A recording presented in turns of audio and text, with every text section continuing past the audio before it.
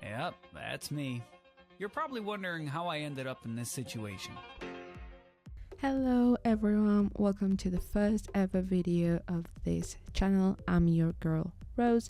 I'm a streamer, a gamer, a content creator in progress, and as you can see, I try to make premium in Albion Online in a week, and this is how it went. My original plan was to make it in a month, but because of schedule issues and because I am a bit of a crazy person, I decided to try and make it in a week. I started on Monday with 3 million and I had to end it by next Monday, hoping to get a total of 29 million silver on Albion Online to get the premium. And so I did a lot of things. We are going to be talking about faction warfare, open world activities, arenas, and economy activities like gathering and crafting. So our first activity is faction warfare. I have to say, for faction warfare, I was not expecting it to be this big of an operation. I used to play Albion Online last year. I stopped around November and I began playing again a couple of weeks ago at the beginning of June, and the change for faction warfare was crazy. It went from being something that maybe a couple of people did, usually around prime time, usually when it came to bandits, to a practically 24/7 machine. Like, you can always find people doing the camps, even trying to take outposts with a tiny group, even though the blobs don't happen all the time, especially on Red Zone, at least when it comes to Bridgewatch faction. There's always something happening. Somebody flagged up, getting faction points, joining other people. Like, it didn't used to be that way, so it was a nice change, and it made faction warfare the most profitable activity I tried this week. Now, what did I do? I used faction points to buy faction chests, and that is where my wealth came from. Every chest was approximately 50 to 70, maybe a little bit more sometimes, but mostly was that 50 to 70k per chest, and you could make enough points for maybe 4 chests per hour. So it was around 200, sometimes 300, even 400k as I grew higher in rank within the faction, because the higher your rank was, the better your chest was too.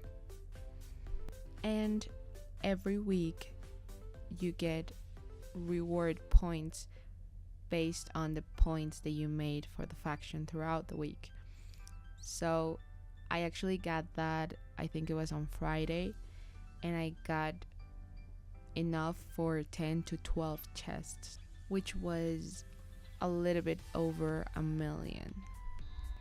And aside from using the faction points, I also did some faction camps. That was new for me, but it basically works the same as the camps that you find on Black Zone, but for factions. And sometimes, as with Black Zone camps, I would find books and books and more books. But sometimes you would get pretty good loot that would increase your per hour money making, and obviously the chances of getting that first premium. Now, what did I like, what worked, and what didn't? So faction warfare is actually very easy to join and enjoy. You just have to look at the faction chat, get yourself where the fighting is happening with whatever equipment or weapon you have, throw a punch, and you get points. But that also means sometimes, because people are disorganized, you can be fighting with a blob in a place and then you turn around and there's nobody there anymore, and you have to start looking for where did everybody go to. As far as points go, Bridgewatch has a low recruitment percentage, so it gives you a bit more points than other factions, but that also means sometimes people are not playing much, or they are a bit afraid of trying things like going into red zone. So if you like playing in red zone, doing some lethal PvP, maybe try out another faction, because Bridgewatch is a bit short on that kind of content. If you're a new player in Albion right out of the gate, very squishy, very tier 4, maybe even tier 3, go for it. You're gonna win a fair amount of fame, and you're gonna get experience fighting, and you're definitely gonna get money, either from chests or from camps, and if you do it on safe zone, it's not risky at all. This is the way I did it for faction warfare. If you have a more profitable way, if you do it differently, if you use your points for something else, please let me know in the comments.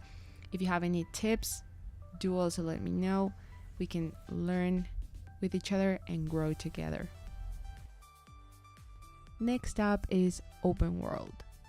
This is where most of the variety I was mentioning earlier is, and though there are many things to try out, I focus on 5 activities, which are Roads of Avalon, Dungeons, Black Zone Roaming, Mists, and Tracking. And I will talk to you about them one by one, from least profitable to most profitable. In top 5, we have Roads of Avalon. Now this is usually a place that is very profitable when it comes to gathering, and because there are things like green, blue, and gold chests that you can do solo or in a group or large group. And it is very, very good for fame farming, though that is a different matter. If you would like me to talk about it, please leave it on the comments. But because I was very new, my account was very little, I was very squishy, there wasn't much for me to do in here. When it comes to gathering, my tools were tier 4, tier 3 at the beginning of the week, and tier 5 towards the next Monday. So most of the maps on Avalon Roads are tier 6. There are some tier 4 maps, but they are very few. So for most of the week I couldn't get any resources, and towards the end I could fight some of the resource creatures, but it would take me a lot of time to gather the resources. Same thing with the chests. I could do the green chests, but because my equipment wasn't very spec'd up, it would take me a lot of time to fight the mobs, and sometimes people would come in, so I would have to leave, or I would get killed, or it would just become kind of frustrating to take so long into doing one same activity. Nevertheless, it gave me some money, and as I said, it is great for fame farming. So it helped me spec up the equipment I was using for most of my open world activities, which on the long run gave me money in return. In top 4, we have Mists. The thing with Mists is that it's known for being a great place for doing PvP. And I am not a very big fan of PvP, mostly because I lack the skills to survive the PvP. But it also has good PvE points like camps, or my personal favorite, and it is a little version of the crystal creatures, as well as getting points for any activity that you do within Black Zone that you can change for things like chests or crests, just the same as faction warfare, which is what I did. It is not an activity that I recommend for a beginner because you don't have a lot of spec, which means you're going to lose more money than you're going to win as a result of you probably dying. In top 3, we have Tracking. Tracking for me was a very similar case as the Roads of Avalon. It is a skill that needs time to grow. It can be very profitable, but it depends on the equipment that you have, the weapons that you have, if you are solo or in a group, and if you have spec'd up your skill or not. In my case, at first I was getting tier 3 animals, which don't give much profit. Towards the end, I was doing tier 4, tier 5 animals, and things like a bear paw or a claw could get me 70,000, 40,000 each.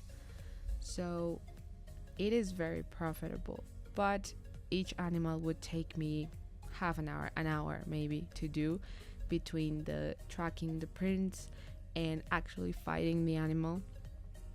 So in the long run, it can get a bit exhausting, because at first you're following a lot of prints instead of fighting the animal.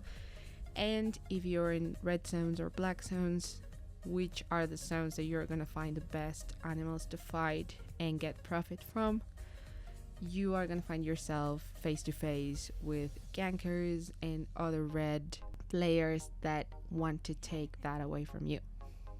All in all, I really liked it. I think that if you're willing to put the effort and time, it can be very profitable, but it is definitely not something that is going to give you a lot very fast. That's why it's in top 3, because it is kind of a middle way. It doesn't take a lot of effort, but it doesn't take little effort either.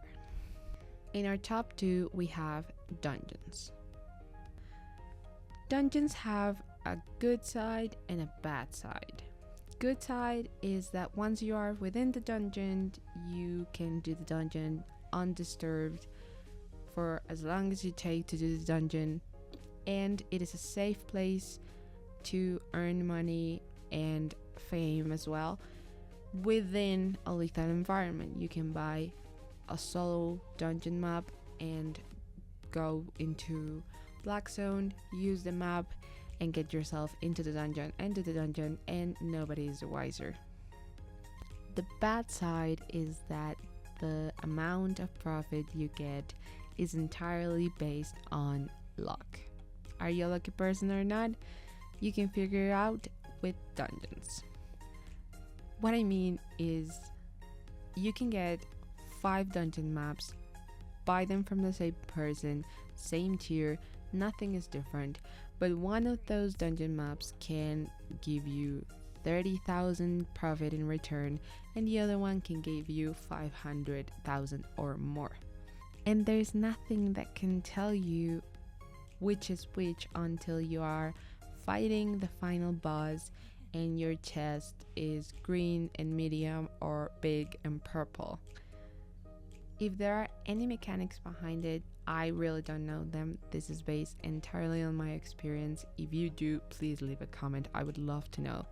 But so far, what I've learned is you just have to do them and hope for the best. I know that premium helps a bit sometimes, like it gives you a bit more profit, but which chest are you getting and what kind of rewards are you getting is entirely based on luck.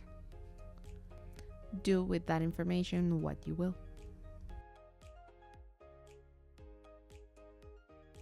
And on our top 1, we have Black Zone roaming. Now for me, this includes camps, maps that you would find on camps or around Black Zone that would get you to solo boss layers.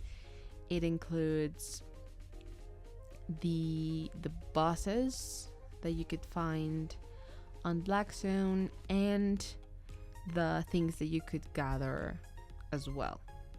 Now I know there are more things that you could do when it comes to Black Zone roaming, but as a solo player, this is what I went with.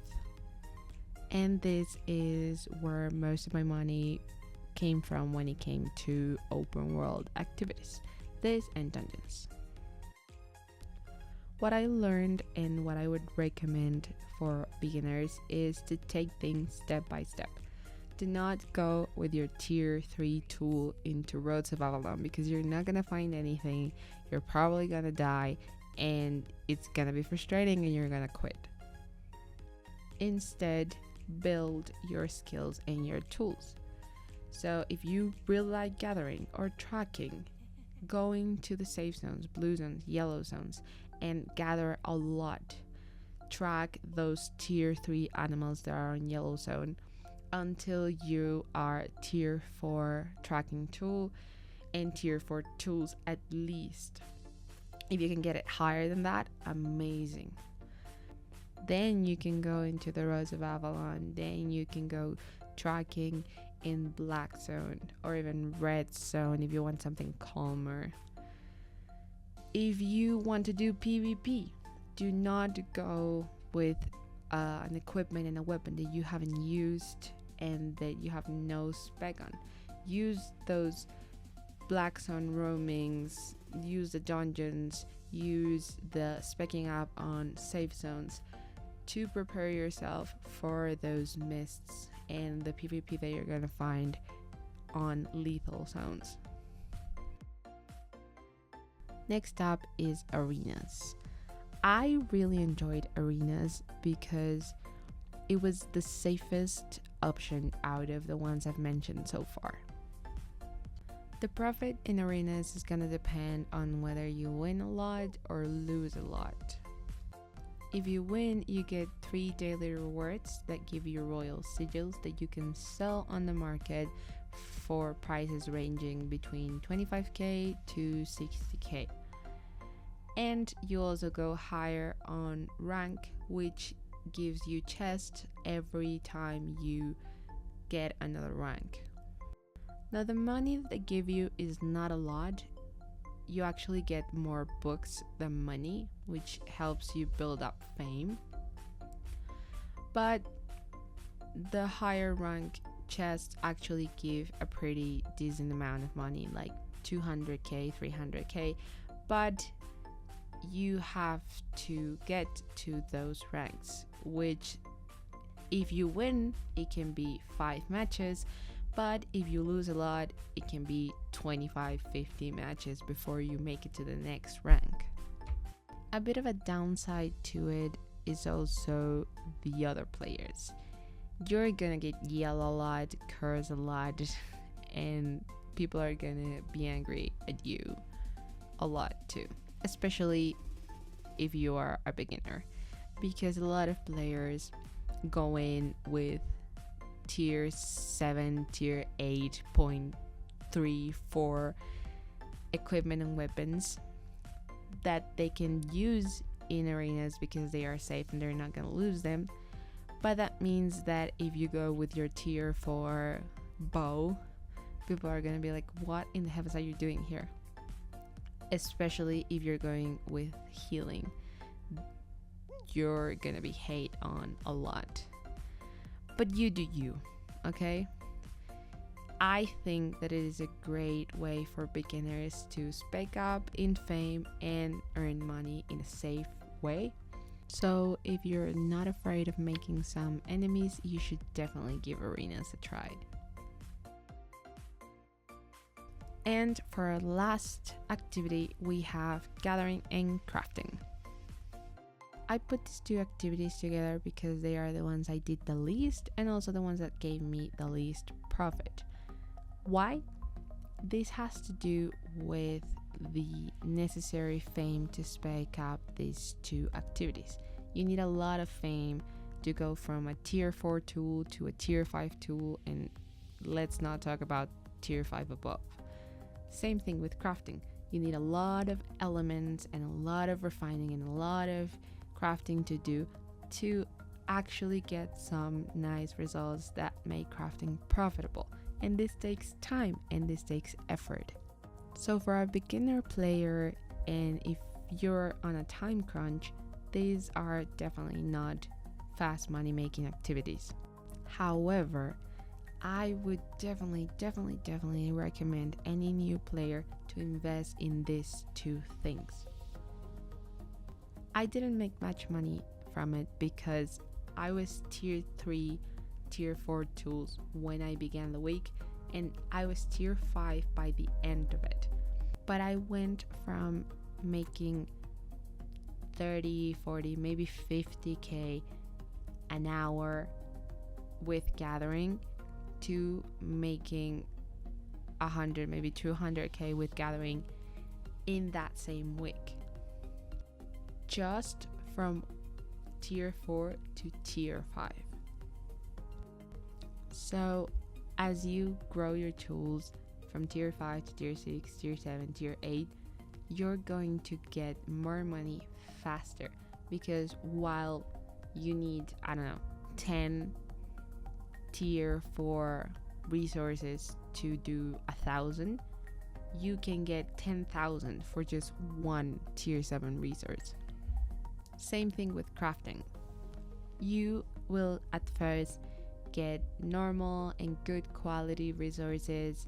Maybe you will use up more resources to craft the things that you want to craft, but as you go on, you will get outstanding, excellent quality more often, and you will use less resources, which will allow you to do more things, and you will sell those things for much more. Especially if you combine these two things, because the resources that you gather, you can turn them into crafted items that you can sell for 2 or 3 times the price that you would sell the resource for. As a beginner player, are you gonna make money fast with this category of economy activities? No. Should you start putting in the effort and the time to spec up these abilities so you can make more money later? Definitely yes.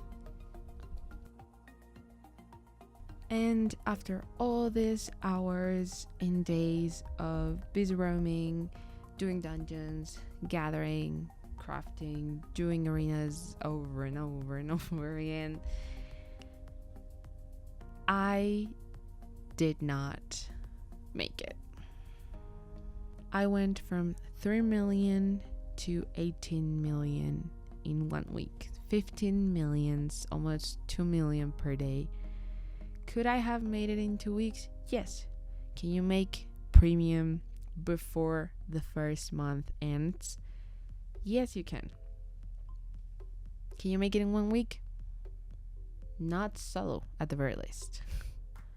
Despite not earning the money for the premium through this week's effort alone, I still bought it.